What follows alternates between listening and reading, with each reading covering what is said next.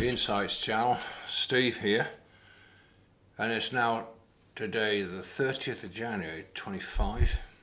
It's now 10 days since Donald Trump's inauguration.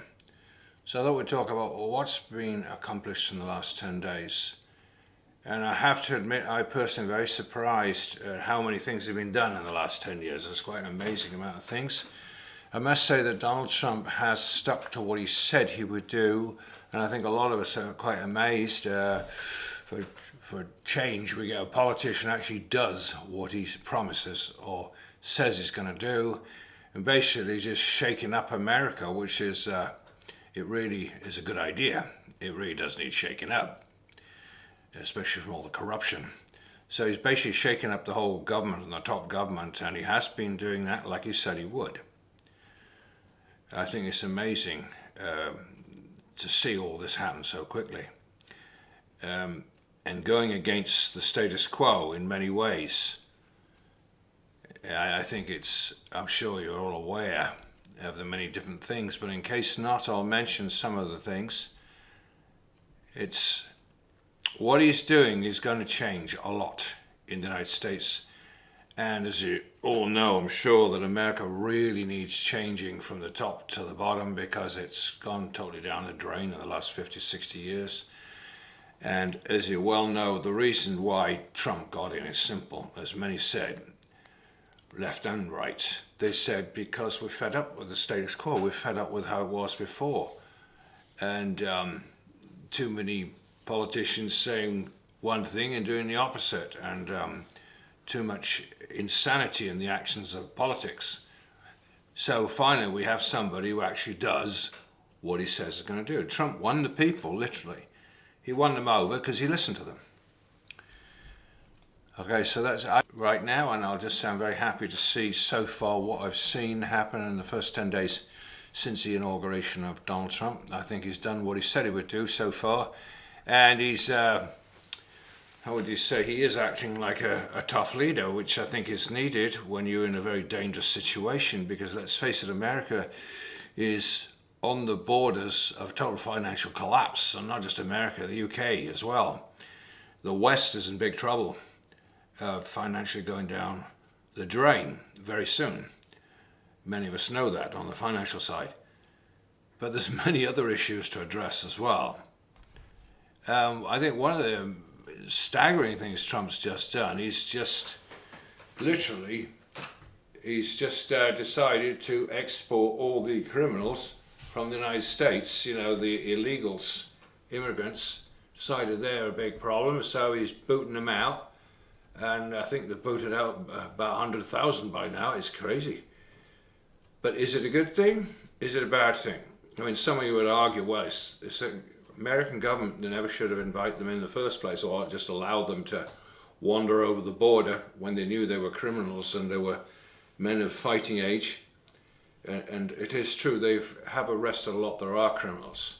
Apparently that's true. I'm just concerned they don't go and free-for-all arrest any foreigner that's going around in a car or something, as there's a bit of evidence of that too. Difficult to know who's right and wrong about that, because there are a lot of people who like to paint Trump as a bad guy or a dictator already. But I think it's too early to paint the picture. We just need to see what's going on. Does he do what he says he's doing? So far, it looks like his government is doing what they said they would do. One of the things he's done for the second time, he's pulled America out of the Paris Climate Agreement, which is a great idea, and get America out of the World Health Organization, which is a real hellhole. That sounds good. That's a very good idea, because those are the ones trying to really control the people and their health and make the slightest excuse to bring on another pandemic or something of that order to suit their purposes. So Trump's trying to stop exactly those kind of things. So I think most of us are in favour of that.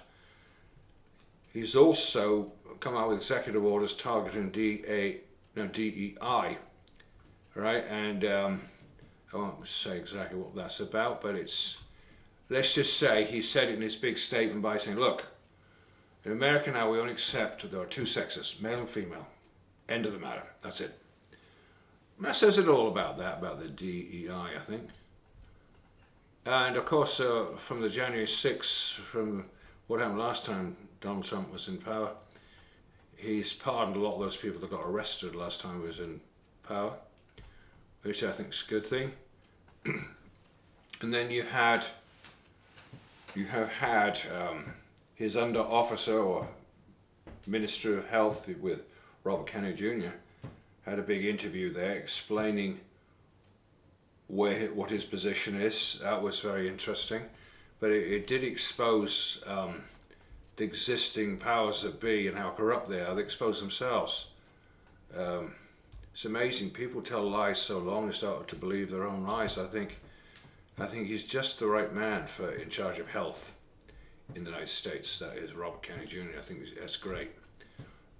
He just seems to have a problem himself with his own throat. I don't know what it is, but he has a problem talking. But anyway, he's a brave man. I've listened to a lot of his interviews in the past, and they were spot on what was going on in the health department.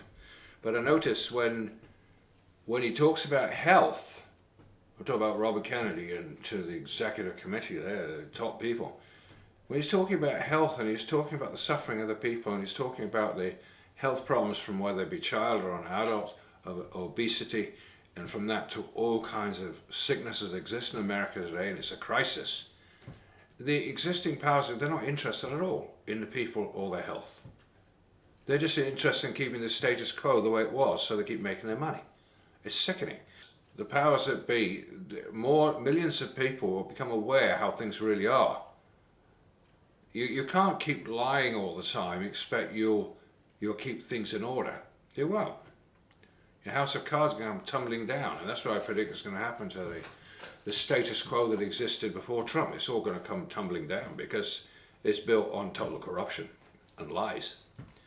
So far I'm pleased with what I see over there in America, what's happening in the first 10 days. Well, for the first 10 days. Now you have other things going on with TikTok extension, Dodge, and the more executive orders. Now I won't go into it too much now, but this Dodge thing where Elon Musk's in charge of it, it's a bit of a dodgy word. Just to say that Dodge was the name of some of the biggest Italian things in the past. Why have they chosen that name? That's not a good name to choose, but I won't get into that now. Like I said, it's a bit of a dodgy word. Okay, so anyway, they've been giving out a lot more executive orders on the Doge, or what you want to call it. Yeah, Doge, some people call it. All right, and they're firing some very top attorney generals, I think 27 of them. One of them refused to go, so he had to be escorted out, screaming and shouting. Yes, it is, as others have said, it's a really rough time and very different than normal. You don't normally see this happen after an election of a president or a prime minister. This is very different. I think it's a refreshing change from the boring politics that's normally the case in the United States. Very different. But I think it's all happened because the people got fed up of so much corruption, so much things that weren't right, and being lied to all the time. So that's why Trump got in with a landslide, because the people want something new, and he seems to be the kind of guy who both listens to the public and is willing to do what they say and what he thinks is best. So it looks good. So far it's looking good in the first 10 days. That's my summation of the whole situation. I like the fact he's also declassifying the files related to the assassinations of John Kennedy, Robert Kennedy and Martin Luther King. That's fantastic. Releasing information on that. Oh, by the way, they've said that actually who was behind those so-called UFOs and those, oh God, I always forget the name, drones, was actually the government was behind them. So that's what Trump said. Well, at least we know what was behind it. Some people are not kind of sure if that's true or not, but anyway, got some answer at least. Sorry,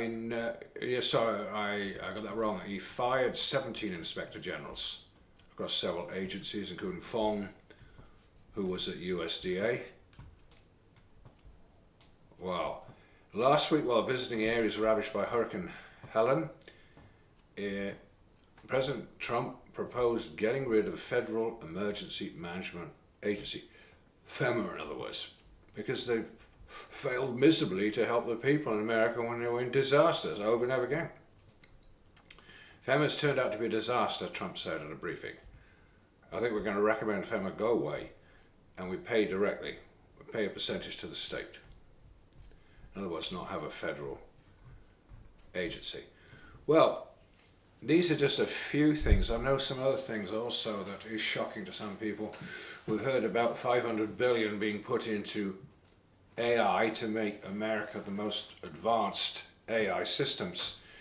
And I heard, on the contrary, that China just proved that they actually have something more advanced. So there's a big fight going on there with AI. And also, I think the AI side of things is looking very dangerous. I'm sure some of you heard about some of these AI programs just very recently. They started to replicate themselves without being told to do so. That does not bear well.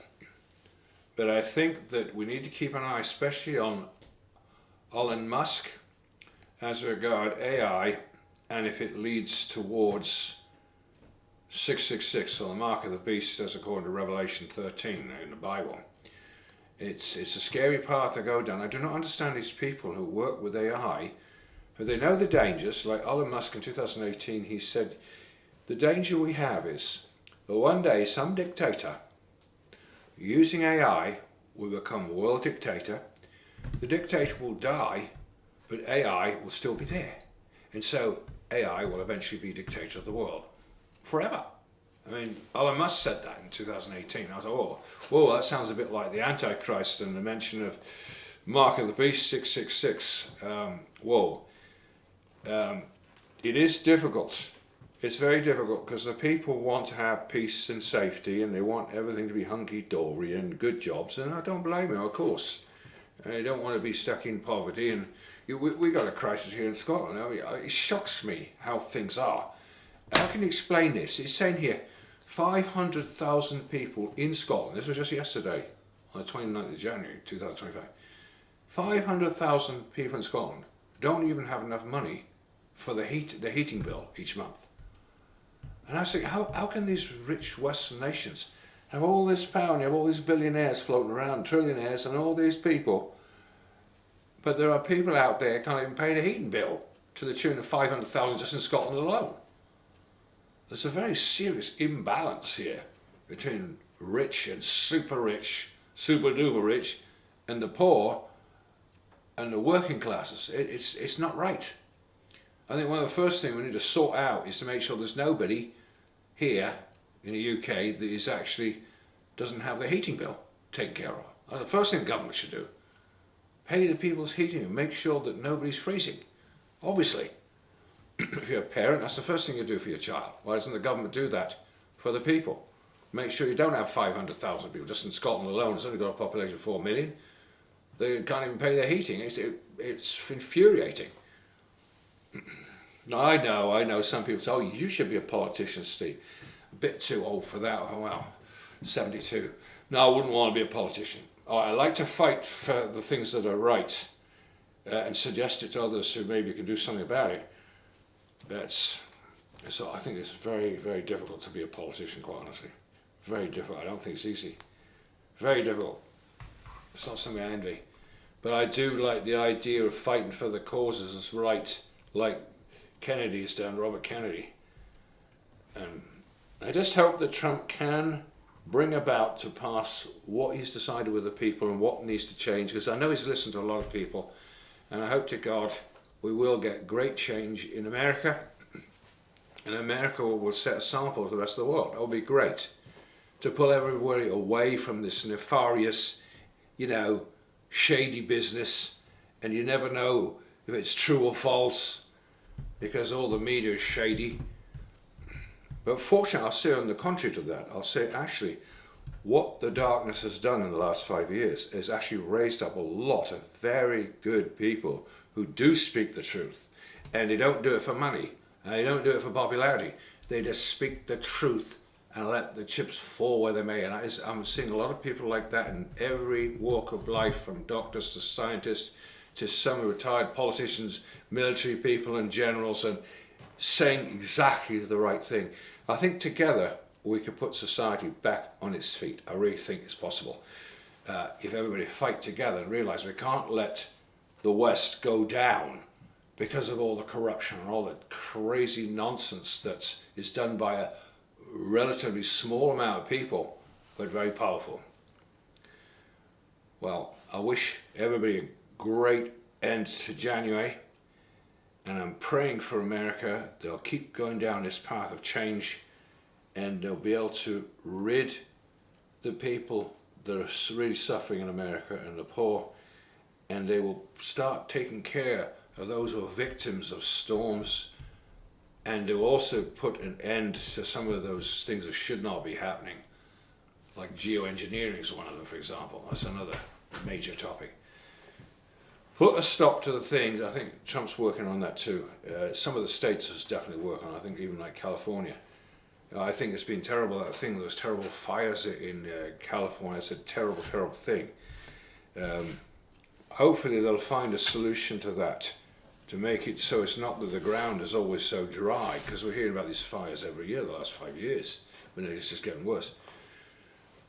Anyway, lots going on over there in the United States, and I just hope and pray that with the new Trump government and his very wise people he has there, that yes, they'll be able to bring America back onto its feet, to set a good example to the rest of the world.